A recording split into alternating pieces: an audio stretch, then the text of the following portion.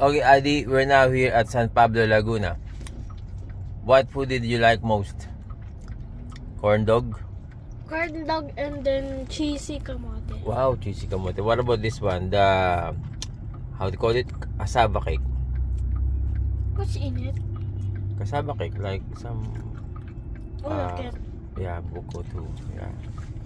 And this one, you will need to buy it for 50 pesos. For this big bottle. It kind of tastes like medicine, but I still like it. Yeah. And also, how about you just get a tiny cup and then fill it right? So we're now here in San Pablo, Laguna. And pineapple. Okay, everybody. If you want to go to San Pablo, you can have this. Actually, this one tastes good talaga. Sarap din. No, anak, no? Adi logo. Wow, it's a lot. You can buy this for 50 pesos. It's like 1 liter.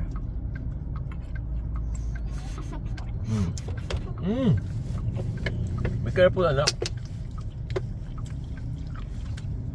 So guys, pag pumunta kayo sa San Pablo, Laguna, dito sa parang bayan nila tayo sa bayan, you can have this street food, turon, cassava cake, like this kamote with some sort of cheese, something. And this one tastes good too. Look at Alice, she's doing. So you enjoy it?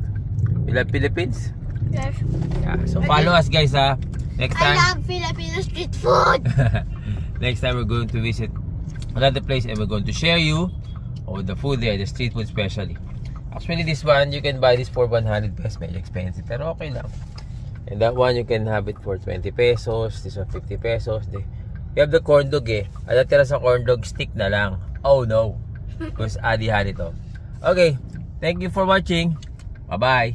Wow.